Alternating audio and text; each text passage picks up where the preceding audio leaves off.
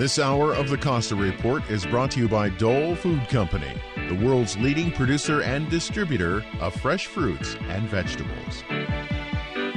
Welcome to the Costa Report. I'm Rebecca Costa, and thank you for joining me for another 2 hours of Straight Talk Radio. I want to open today's program by welcoming new listeners on affiliates in New York, California, Texas, Florida, Ohio, Pennsylvania, and from coast to coast throughout all 50 states, as well as members of our armed services who are joining us today from remote locations. Thank you for making us part of your news week. In just a moment, the Pulitzer Prize-winning journalist and lawyer who brought Edward Snowden's revelations of NSA surveillance to the public's attention, Mr. Glenn Greenwald, will be joining the program to help us understand why tyrannical governments have made millions of dollars of donations to the Clinton Foundation while maintaining policies which contradict foundation goals. Stay tuned because in just a moment, you're going to hear the facts and figures when it comes to donations from Saudi princes, the governments of Qatar and Brunei and Kuwait and others in a way that only Greenwald can tell it. We'll also hear more about his venture, The Intercept, which, if you're not dialed into yet, offers in-depth analysis and reporting that is not only nonpartisan and thorough, but offers the stories and level of detail no longer offered by the mainstream media. But before Mr. Greenwald joins us, as is my custom each week, let me tell you a little about his background. Glenn Edward Greenwald was born in New York City and grew up in Lauderdale Lakes, Florida. He earned his undergraduate degree from George Washington University and law degree from the New York University School of Law. He practiced law at Wachtell, Lipton, Rosen, and Katz before co-founding his own firm, Greenwald, Christoph & Holland, where he was known for his work on First Amendment cases. In 2005, he stepped away from his practice, saying that he was bored and he wanted to have more of an impact. He started a blog which led to becoming a contributor to Salon and later The Guardian. And the rest is history. Greenwald was contacted by NSA subcontractor Edward Snowden and took the story of NSA overreach public, earning him numerous journalism awards, including the Pulitzer Prize. In 2014, Greenwald co-launched The Intercept, backed by eBay founder Pierre Omidyar. We'll hear more about the stories being brought forward by The Intercept a little later in today's program. It's my pleasure to welcome to the Costa Report, 5-time best-selling author, and the man Slate says is the fighter you want in your corner when the world comes after you, Mr. Glenn Greenwald. Thank you for joining us, Mr. Greenwald. Thanks for having me. Great to be with you. Well, as the old DJs on the radio used to say, the hits keep on coming. We seem to be learning more every day about where donations to the Clinton Foundation have come from. But there are still a lot of folks who aren't familiar with exactly who made these donations, the size of the donations, and why this goes beyond political nitpicking. So help us walk through the facts. Sure. So the Clinton Foundation was actually created in 2001 when Bill Clinton exited the presidency. And the original idea was that it would be the entity that oversaw the construction of his post-presidential library, which typically is now built in this really elaborate way by eliciting private donors. And at the time, Hillary Clinton began running for the Senate in New York, and it was clear that she was going to have a political future. Bill Clinton continued to exert huge influence, obviously, as a former president, and so the money kind of just started pouring in way beyond what they budgeted or what they needed to build the presidential library, and so the function of this foundation quickly expanded, and they decided that it was going to be this worldwide, what they were calling a charitable foundation that would influence policy and projects on multiple continents throughout the world. And what they discovered really quickly was that there are a lot of people around the world who want to give huge amounts of money to people like former President Clinton and his wife Hillary Clinton, who exert great power in the world's most powerful capital, which is Washington. And millions upon millions upon millions of dollars started flowing in, not only to the Clinton Foundation bank account, but also to the private personal bank accounts of both Bill Clinton and then ultimately Hillary Clinton for speeches, a lot of which was coming from the same people who were donating the tens of millions of dollars to the Clinton campaign. And sure, when she was running for president and then when she became Secretary of State under President Obama, the nation's top diplomat shortly before that, many of the countries who have the most tyrannical regimes on the planet, and yet who depend upon lots of access and favors from Washington. Governments like the regime of Saudi Arabia and Qatar and United Arab Emirates and Kuwait and Brunei, Bahrain, began giving millions of dollars to the Clinton Foundation. And this, of course, has become a controversy as she's running for president because people rightly want to know if someone has a good chance of going to the Oval Office, who is going to have their ear, who has influence over them, who has done favors for them, that's expecting favors in return. And the kind of excuse or the argument or the Unfortunately, we seem to have lost Mr. Greenwald, who is calling us from Brazil. So while our engineers are busy getting him back on the line, let me take a moment to check in with my colleague sitting here with me, Charles Friedman, who is in the studio. Charles, what do you make of the fact that these tyrannical governments who have policies and laws in their countries which are directly opposed to the charter of the Clinton Foundation, nations that have made no other donations to other charitable foundations which are more established and do work similar to the Clinton Foundation. What do you make of these huge donations that have come into the Clinton Foundation? That's a clever way the Clintons have found of skirting U.S. law, which forbids foreign entities, or individuals for that matter, from making contributions to American political campaigns. These are political contributions. I noticed that only something like 10 cents on the dollar of Clinton Foundation money actually does charitable work, one of the worst records of any charity that I can think of. Right, and just to put that in perspective, charitable organizations like the Salvation Army, I think, 85%, is it 85% or 90%? They're one of the best. Of every dollar donated actually makes it to is used to help a needy person. What's really alarming is that we don't see these countries like Kuwait, Qatar, Saudi Arabia, we don't see them making similar donations to other charities. They're buying influence with someone whom they believe will be the next president, and someone who indeed was Secretary of State. Yeah, I really wish that we could find another explanation for this. You know that I am an independent, and I want to understand another explanation for such large donations, but I'm failing to come up with one, in particular because of the laws that these countries harbor, such as discrimination against women, not allowing them to drive cars, not allowing them to go out in public with their faces uncovered. How about physical violence? How about beatings? How about mutilations? I mean, my God, come on. One of the key charters in the Clinton Foundation was to protect women's rights and educate women and to help, establish those rights. Now, I understand that the engineers have got Mr. Greenwald back on the line now, so we'll go back to that. Thank you, Charlie, for joining me for a few minutes. Sure. Mr. Greenwald? Yes. Are you there? Okay. What happened there? Not sure. Well, it looks like we had a technical snafu. Who knows? It might have been a sunspot or something along those lines. One of the things you point out in your article, which I found fascinating, is the fact that these terrorist nations, or tyrannical nations, as you describe them, they don't exactly write big checks for other foundations that have similar objectives as stated by the Clinton Foundation, and that already looks a little bad. Well, right. I mean, the reason I wrote this article that you're referring to is because I kept hearing, as I think I was saying before, right before I got cut off, Democrats and Clinton campaign spokespeople essentially feigning outrage or like they were offended over these questions being raised on the grounds that this foundation does really important work throughout the world. And it does work like it works toward better conditions and more equality for girls and women around the world. It works to eliminate income inequality. It works for human rights protections and labor rights. And if you look at the policies of these regimes, like Saudi Arabia and like Qatar, not only do they have zero interest in promoting any of those outcomes, they are overtly hostile to those goals. Yes. So unfortunately, we're going to have to pick this up on the other side. We've got to take a hard break here. I hate to interrupt you, but we've got to take a hard break. But we'll pick that up on the other side because I think that's an important point to make.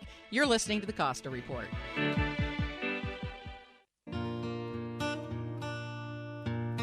Biodiversity is the very fabric of our lives. It is everything around us, all of nature. But human impact is diminishing biodiversity at an alarming rate. And because of that, the intricate web of biodiversity is unraveling in ways we don't fully understand, and our world is becoming less resilient. That's why we are biodiversity advocates. We're the E.O. Wilson Biodiversity Foundation. Guided by the greatest living naturalist, E.O. Wilson, we champion research and education that expands our understanding of biodiversity and informs worldwide conservation efforts. The E.O. Wilson Biodiversity Foundation is building a movement of environmental stewards like you who share our sense of responsibility for the living world that is our home. Join us in our quest to protect biodiversity, the fabric of our lives. Visit eowilsonfoundation.org.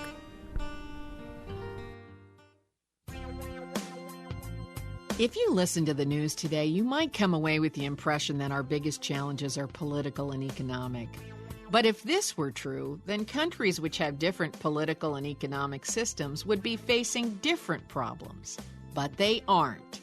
Every government and every nation is struggling with job creation, debt, immigration, climate change, terrorism, healthcare, energy, and wild swings in financial markets. So something else must be going on. That's why I'm inviting you to get a copy of The Watchman's Rattle, a book which shows how the Roman, Mayan, and Khmer empires once faced similar challenges and what we can do to avoid their fate.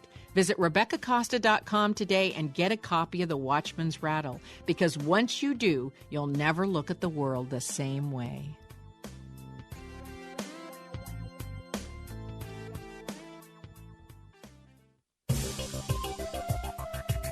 Hey, Patricia, I heard you were setting up a new home office. Yeah, Sam, I've been staring at this Home Office for Dummies book for hours, and I still can't figure out the difference between a LAN and a WAN. We'll call User-Friendly Computing. They can help you set up an internal home network. But what about my wireless printer? What about it? They have all the answers to your network, workstation, or internet problems. They even provide outsourced IT for businesses big or small. User-Friendly Computing provides professional guidance to you for new computer purchases or network configurations. They also provide on-site professional support to your staff for everyday computer and network issues. User-Friendly Computing is locally owned at 505 River Street across from the Gateway Plaza. Or you can give them a call at 831-423-9653. That's 831-423-9653. Cash flows and money move. The Money Moves Show is dedicated to delivering tips and tools to help you earn more, save more, and protect your hard-earned assets. Host Pamela Fugit-Hedrick interacts with her guests and callers every Thursday night from 7 to 8 p.m. Recent topics have included what is going on locally with health insurance, tips to maximize your Social Security income, how do you build an emergency fund for your family, Medicare 101 tips, how do you choose and pay for home health care, and many other topics. So tune in, take notes, call, and get answers to your financial questions from Pamela Fugit-Hedrick on Money Moves, Thursdays at 7 p.m. That's Money Moves, Thursdays, 7 p.m. on KSCO, AM 1080 Santa Cruz and KOMY 1340 Watsonville and 104.1 on your FM dial.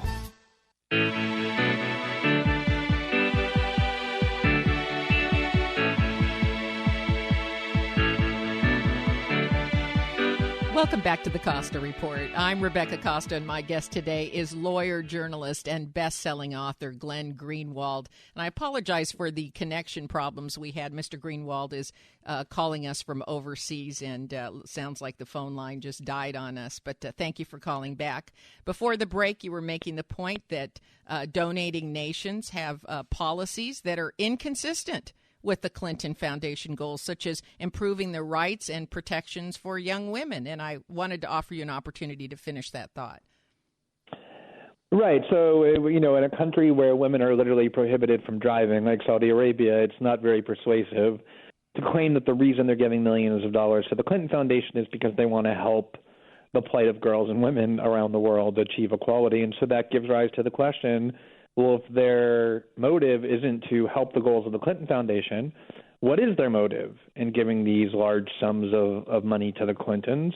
And to me, the only viable answer is that they expect that they will get access and potentially favors in return. And there's a lot of things you can point to that the Clintons have done, particularly Hillary Clinton as Secretary of State, that has benefited these regimes, whether she did that because she was returning the favor or because she just believes in helping the world's worst tyrants. Of course, you can't prove, but it certainly merits a lot of scrutiny and questioning. That's one of the problems with quid pro quo. It's hard to directly connect the dots. And I think that your article makes it clear that there could be no other motive. In the absence of any other motive, that's the only motive that's standing on its feet, except for it's very hard to say that just because you received monies means that you acted to benefit the donors.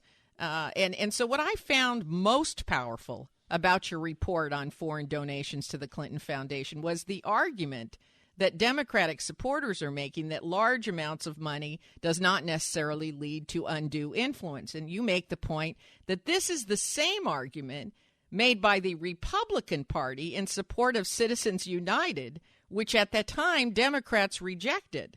That was a very powerful statement to make in your article.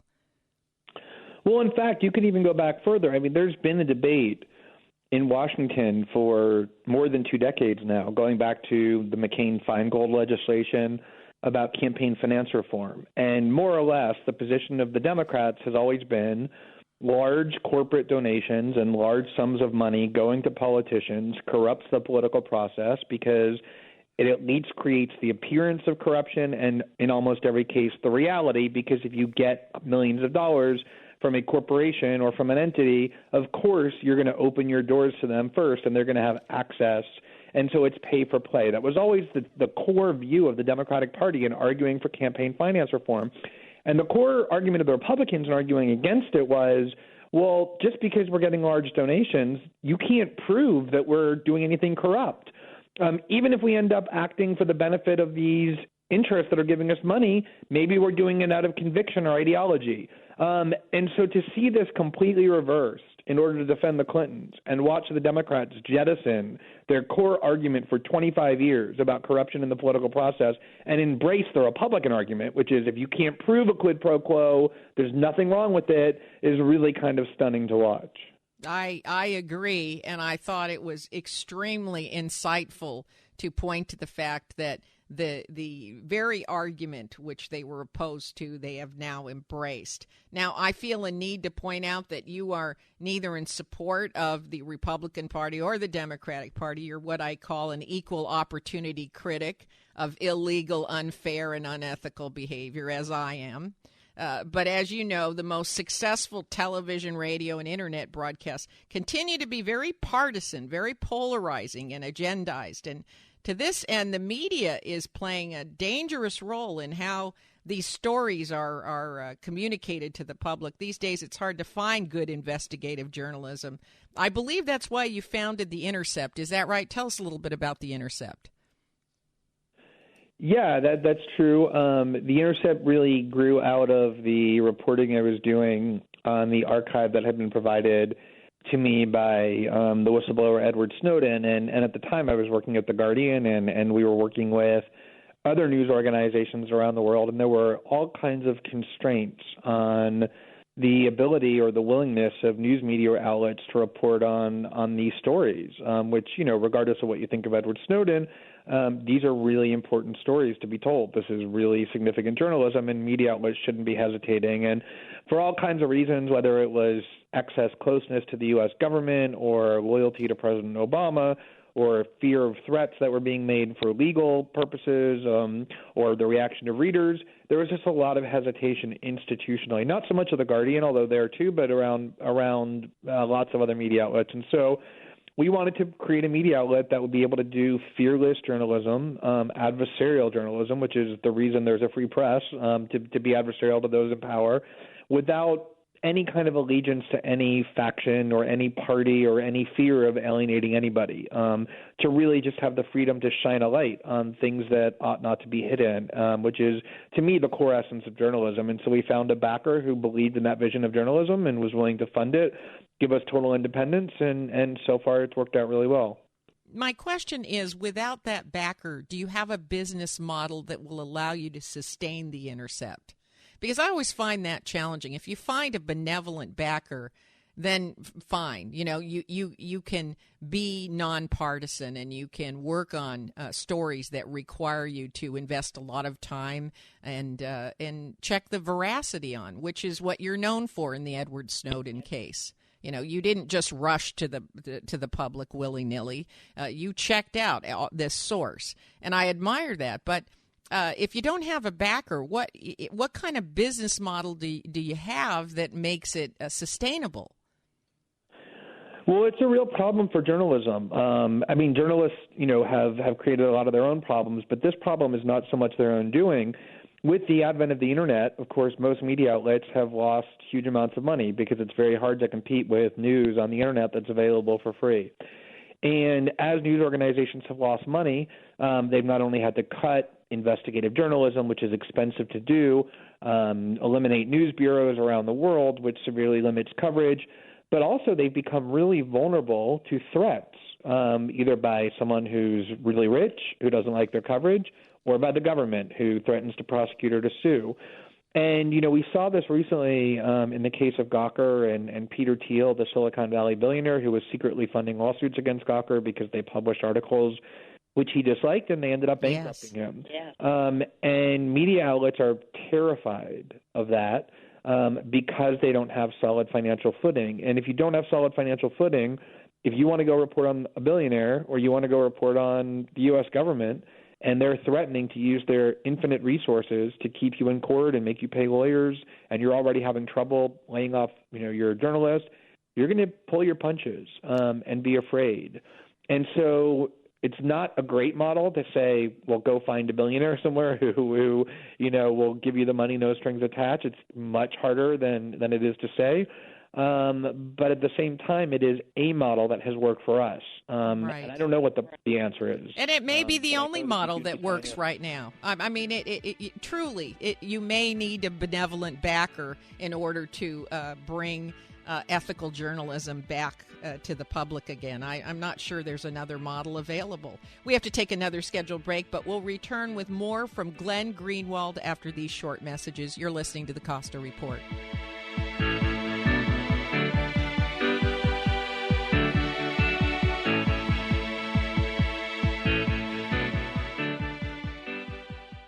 In the opening of All Quiet on the Western Front, Eric Maria Remarque wrote, "This book is to be neither an accusation nor a confession, and least of all, an adventure, for death is not an adventure to those who stand face to face with it. It will simply try to tell of a generation of men who, even though they may have escaped its shells, were destroyed by the war. Today, Project Healing Waters offers men and women that have escaped the shells of war the opportunity to heal by teaching our returning veterans to fly fish in some of the most beautiful, tranquil rivers in our country. These natural surroundings have the ability to restore the human spirit, and with your help, Project Healing Waters is able to reach out to thousands of our men and women in the military every year. For information on how you can help, go to projecthealingwaters.org. Please give and give generously to those who have put their lives on the line for you. That's projecthealingwaters.org. Help those who have escaped the shells of war and need your help to come all the way back. Coast Paper and Supply has been family-owned and operated since 1948. They have a wide array of products available, including brand name and eco-friendly cleaning supplies, paper goods, and compostable plates, cups, and cutlery. Whether your needs are for business or home, Coast Paper and Supply's friendly and reliable staff have what you're looking for. They even accommodate special orders. You can find them at 151 Josephine on River Street in Santa Cruz, Monday through Friday from 8 a.m. to 4:30, or call at 831-423-3350. Coast Paper and Supply is a proud member of Think Local First. People do not like going to the dentist unless they're going to this dentist. Hello, folks. Michael Olson here with Dr. Guy Peabody. Well, doctor, you work with a lot of people who haven't been to the dentist for a long, long time. There's got to be a little fear there when they show up in your office. Yeah, it's funny you ask that. People are worried when they first come to see us if they haven't been to the dentist in a long time because they're afraid they're going to get berated. And I chuckle at that because we're here to help people. We assure them that we have today and the future, and we're just going to take good care of them, and everything's going to be fine. The most important thing we can do for them is listen to them. We want to find out what their concerns are. We want to find out who they are as people. We want to know if they're apprehensive about dental care or not. We want to know what their goals are. My job is to mainly find out how I can make them happy, and I can't do that unless I know what's going on inside. Call Dr. Guy Peabody for a consultation today and wake up to a great smile tomorrow. 831-457-0343 or visit drpeabody.com. Ranger Station, Ranger speaking. Hi. I'd like to report a bear hug. Okay. Well, before I left my campsite, I was putting out my fire, and out of nowhere, Smokey Bear showed up and hugged me? So you drowned the fire, you stirred it, drowned it again, and felt that it was cold? Uh-huh. Oh, yeah. He likes it when people correctly put out their campfires. He's pretty big on wildfire prevention. He's just letting you know you did good with a hug. He's a hugger. I just got a bear hug from Smokey Bear. Status update. All right, I'm going to let you go now. I've got a lot of ranger stuff to do. There are many ways to start a fire, but one sure way to put it out. Learn how you can do your part at SmokeyBear.com. Only you can prevent wildfires. Sponsored by the U.S. Forest Service, Ad Council, and your state forester. This is Mitch Winnick, co-host of Wagner and Winnick on the Law. Stephen Wagner and I are pleased to announce the new program time for our weekly discussion of law and public policy. We pick legal topics that affect each one of us right out of the weekly headlines. Join us live every Saturday afternoon from 4 to 5 p.m. here on KSCO AM 1080. Remember, if you don't know the law, know a lawyer.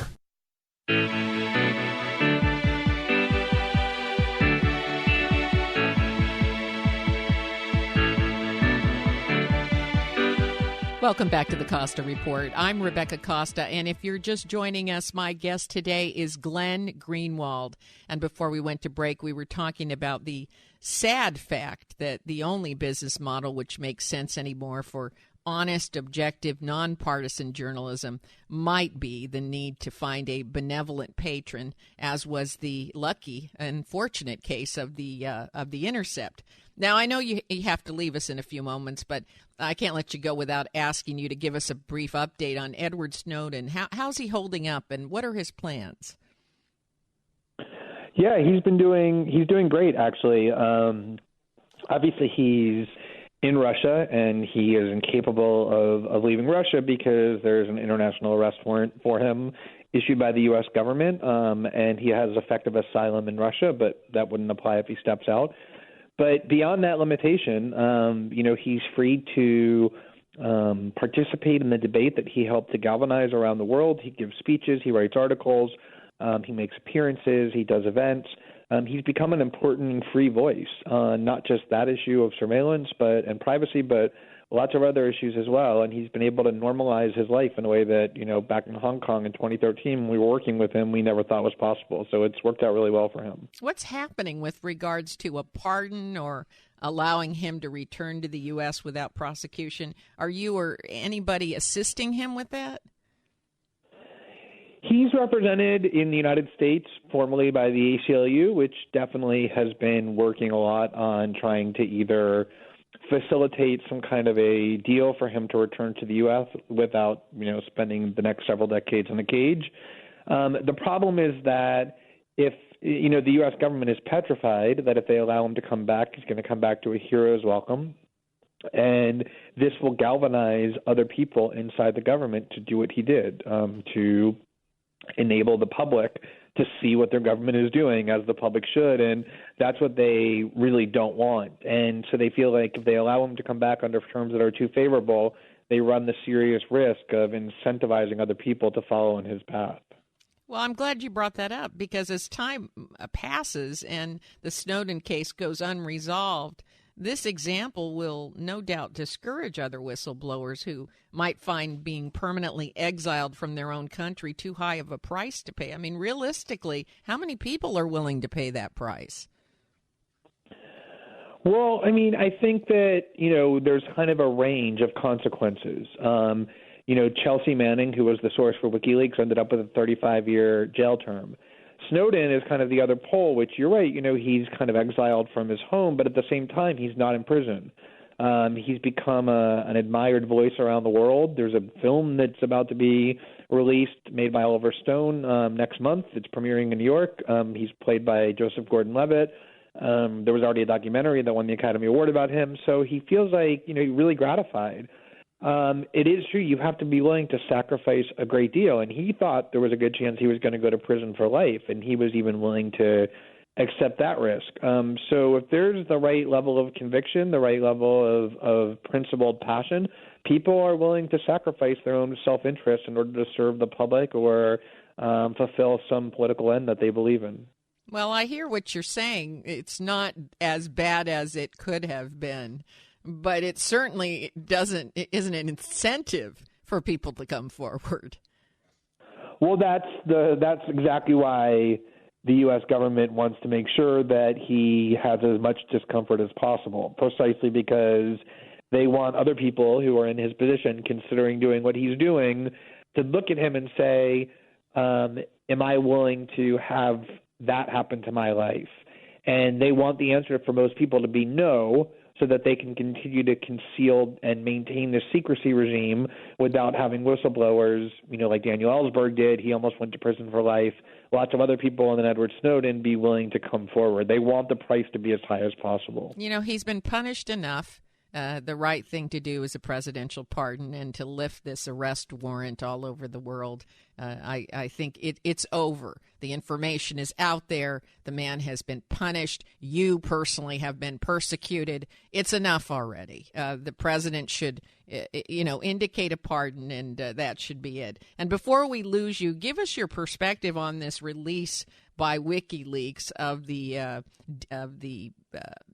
DNC emails. Do you feel that was appropriate, or, had you had anything to do with it, would you have kind of held that back until after the election? Oh, definitely not. Definitely not. You can certainly You surprised me, sir. You can certainly debate whether all of it should have been released. There was some information in there that was kind of personal in nature, not very much in the public interest, that WikiLeaks probably should have redacted and withheld if they were acting responsibly. I think that criticism of them is legitimate. But remember that the revelations in these emails were of huge interest to millions of people who are Democratic Party voters who voted for Bernie Sanders and learned what they always suspected, which was that the DNC was cheating by putting its finger very heavily on the scale in favor of Hillary Clinton, was working to undermine and destroy the reputation of Bernie Sanders while they were claiming publicly to their members and everybody else that they were neutral. And as a result of these revelations, the top 5 officials in the Democratic National Committee, the party of the person who's running for president who's likely to win and the current sitting president, all resigned because of the misconduct that was revealed.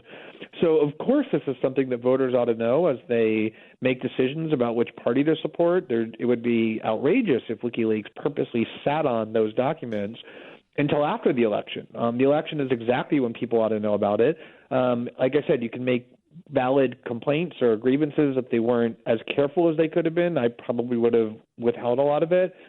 Just out of consideration for people's privacy, but the substance of the revelations were 100% in the public interest and definitely deserve to see the light of day. But interestingly enough, even though top 5 officials stepped down, outside of that, it really didn't change the outcome, which I was kind of surprised by. Well, I think that people by this point had already, Hillary had already won the race. If this had come out earlier when the Sanders-Clinton race was still unresolved, it might have had a bigger impact. But by this point, the nomination was sewn up, as was Trump's. And so the only choice that people really had was Trump or Clinton. And so the fact that the Democratic National Committee cheated, I don't think is really going to have much of an impact on whether people prefer Trump or Clinton. It could have had a bigger impact had it occurred earlier in the process and the nomination was still unresolved. Now, they say that they have additional emails that they plan to release. Would you agree that they should do that before the election, or have they done enough? I think that it depends on what these emails reveal. I mean, WikiLeaks sees itself as a media outlet, and they view their duties as being journalistic in nature. And just like the New York Times or NBC News or The Intercept or anybody else, if the information that they receive from a source is in the public interest, it ought to be revealed. You know, I think that there's been a lot of light shined on Donald Trump and his finances and his past relationships. There should be a lot more, but there should also be light shined on Hillary Clinton's. They're both seeking extreme amounts of political power. And if WikiLeaks can help bring transparency to the two major party candidates in the race, then I think they ought to do that. Well, like I said, you are an equal opportunity investigator. And we are just about out of time, and I know you have to run, but I want to take this opportunity to thank you for your excellent reporting on The Intercept and also for making the more difficult of the choices that were available to you. It's not been easy, but it is much appreciated by those of us who still have standards and are holding on to those standards. So thank you so much for taking time to be with us, and thank you for your good work, Mr. Greenwald. Thank you so much. It was great to talk to you. Now, we're going to take our final intermission, but stay tuned because we have a special treat for you. Alan Dershowitz will be joining us next to talk about these donations to the Clinton Foundation and what the legal impropriety is. I think we need to get to the bottom of that, and he's agreed to join us here in the last segment. So we're in for a big treat. Stay right where you are. You're listening to the Costa Report.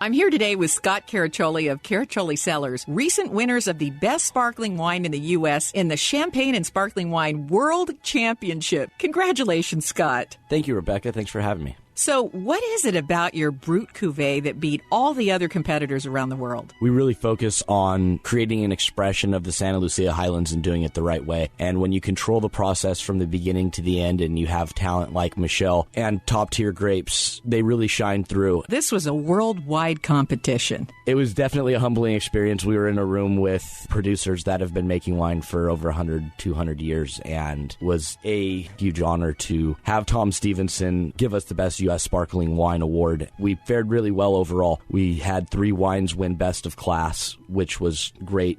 Visit the Caraccioli Tasting Room on Dolores Street in Carmel by the Sea, or find us online at caracciolicellars.com or reach us by phone 831-622-7722. Big data is changing the way organizations work. From data-driven marketing and ad targeting to the connected car, big data is fueling product innovation and new revenue opportunities. It's creating a culture in which business and IT leaders join forces to realize value from all data. They infuse analytics everywhere and make speed a differentiator, gaining competitive advantage from faster, more informed decisions. Leading organizations are creating new business models, developing new roles, and defining new big data architectures, including an infrastructure that can manage and process exploding volumes of structured and unstructured data, in motion as well as at rest, while protecting data privacy and security. Find out how IBM Big Data and Analytics can transform your business. Visit www.ibm.com/bigdata today. Every Saturday from 12 noon to 1 o'clock on KSCO, it's Perspectives with Dr. David Biles and Tom Quinn. Perspectives covers a number of topics, including holistic health, vaccinations, and government waste. Don't miss the next exciting Perspectives program here on AM 1080 KSCO. Every Saturday from 12 noon to 1, right here. There are many sounds in your daily life. Ones that make you smile. Ones that help you relax. And there are some sounds that can help save lives. Wireless emergency alerts, now on many mobile devices, use a unique sound and vibration to bring you critical information about emergencies in your area. With updates from local sources you know and trust, you can be in the know wherever you are. Learn more at ready.gov/alerts. Brought to you by FEMA and the Ad Council. Okay, Simon, what are you wearing right now? Nothing. That's right. And what do people normally wear? Clothes. Exactly. So now Mommy's going to teach you how to dress yourself. Clothes keep us warm, they look good, and if we go out without them, the neighbors will talk. So it's important to know how to get dressed. Here's how it's done. Underwear always comes first, name tag at the back, then pants, then shirt. Get the first button in the right hole or you have to start all over. If you're wearing a tie, it goes over, round, round, through, and pull tight. Tuck your shirt into your pants and zip up your fly. Socks going first, then shoes right on right, left on left. With shoelaces, just take the ends, cross them over, switch the loops. The rabbit goes down the hole, pull tight, and you're left with bunny ears. I love bunnies. Good to know. Now remember, spots don't go with stripes, socks don't go with sandals, and if you've tucked in your shirt, wear a belt. Got it? Why are your pants on your head? Most parenting is hard to do in just 2 minutes. But spending just 2 minutes twice a day making sure they brush their teeth is easier and could help save them from a lifetime of tooth pain. For fun 2-minute videos to watch while brushing, visit 2min2x.org. That's 2min2x.org. A message from the Partnership for Healthy Mouths, Healthy Lives and the Ad Council.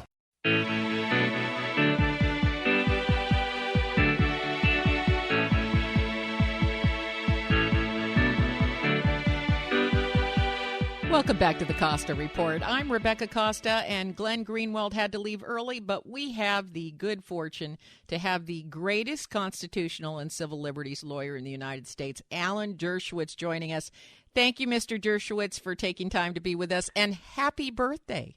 Oh, thank you so much. I'm sorry that Greenwald is not on with me because I think I would expose him as a total phony. Oh, no. Say it's not so. Oh, it is true. Here's a guy who would never dream of facilitating the release of any documents that would hurt his beloved hard left countries. He would never release documents that were critical of Castro's Cuba or of the Palestinian Authority or of any of the other beloved hard left countries. He's a zealot. He's an ideologue. He's one-sided. Having said that, I just want to make one important point. There's a tripart distinction that we have to think very hard about when we think about releasing material. There are the thieves, the people who steal the material, the Mannings and the Snowdens. They have engaged in an act of civil disobedience, which is criminal. And you can regard them like Martin Luther King if you want to, or you can regard them as something else. But they have committed a crime, and there's no doubt about that. But how else does the public find out about these things? Well, okay, that's a fair point. I mean, how does the public end tyrannical governments? Maybe they end it by engaging in acts of violence. So you can make an argument that way, but understand that they're criminals. The second group are the people who just publish the materials, passively publish it. The New York Times in the Pentagon Papers case. I was one of the lawyers in the Pentagon Papers case. I go back a long time on this issue. I've also represented Assange, and I think Assange falls into the category of the New York Times publishing material that they passively receive. That's First Amendment right under our Constitution to do that. Then there's the interesting third category. And the third category are maybe groups that facilitate or encourage the theft of material. And that's the cutting-edge issue that legally we have to confront in our society. Are there any groups that not only reveal the material, which they have passively received, but also encourage the thieves to get the material that they then publish, having been stolen from society? Look, nobody can doubt the following statement. Every government, certainly any legitimate democracy, has the right to keep secrets. We're entitled to keep the names of our spies secrets, the atomic code secrets, our diplomatic positions that we're taking in terms of negotiation secret. And nobody has the right to second-guess those decisions. Now, obviously, we overclassify. We classify too many things. So the question is, are we going to leave to people like Snowden and Manning and Ellsberg the decision-making authority what to steal and what not to steal? Are we going to leave to the Kent Greenwalds, the Greenwalds of the world, the decision what to publish, what not to publish?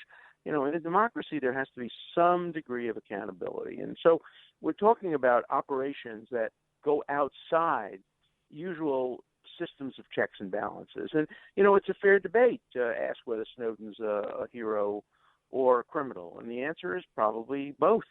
Well, probably both is history. right, but every time the Congress talks about creating whistleblower protection laws, you know, it just whistleblowers aren't protected, and yet they could create a system, right, and legal protection by which people could come forward and not irresponsibly, as you're pointing out. I think that's we shouldn't exactly leave right. it willy-nilly.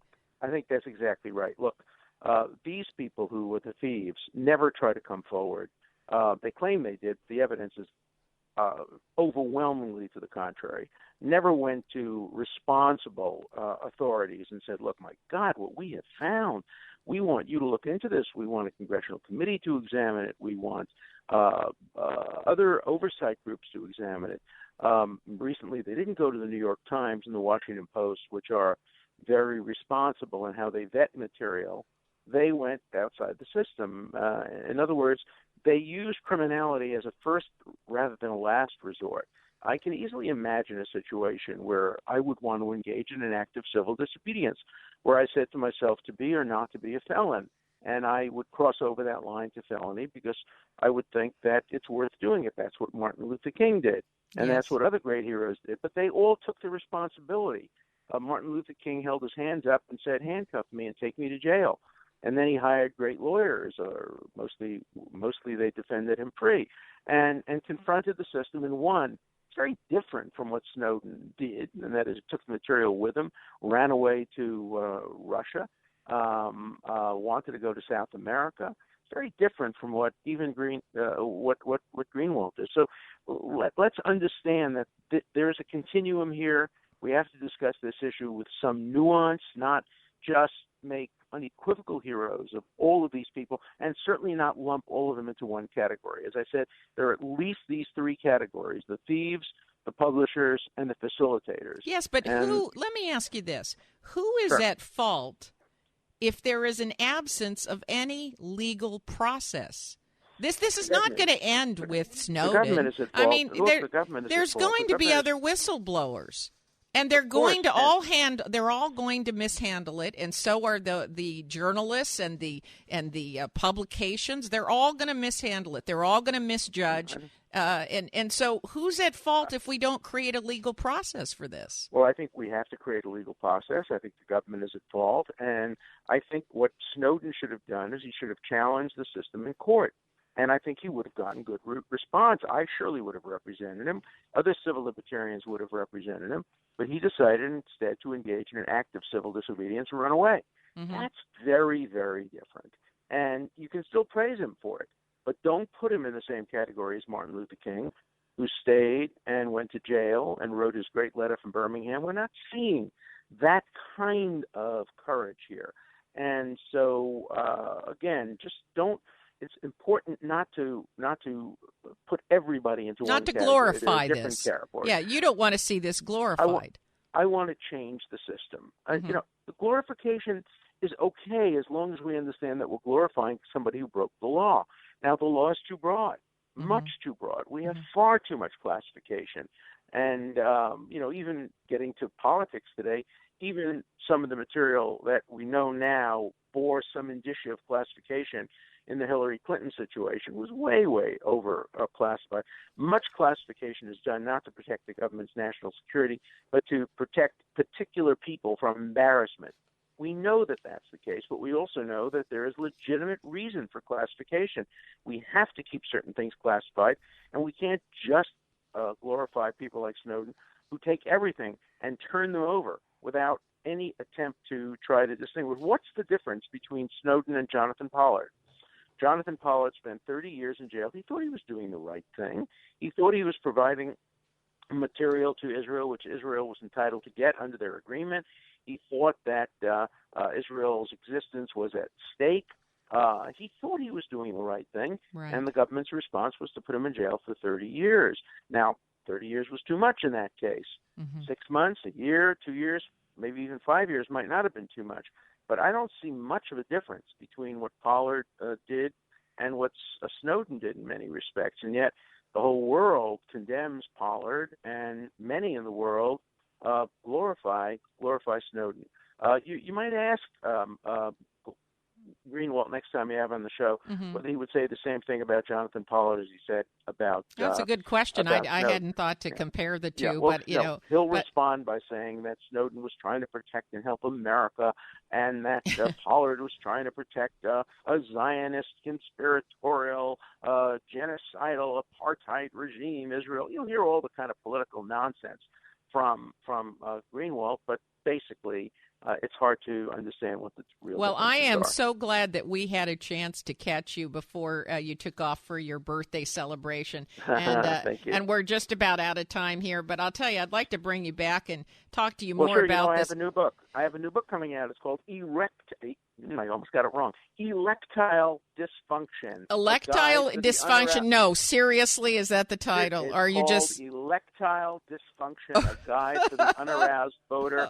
And it's a book written for the millions of Americans who don't like either candidate. Well, that would be me. That we've been putting you in that would be me, sir. Get me on to talk about that. All right. We'll bring you back to talk about erectile dysfunction. I think you're pulling my leg with that title, but maybe on not. Amazon. It'll be available the day after Labor Day, both as an ebook and as a hardcover. All right. Okay. Well, we'll look for it. And thank you again for joining us at Last Sure. Minute. We really appreciate it. Sure. We're going to take our final break, and stay tuned. We'll come back with the second hour of the Costa Report.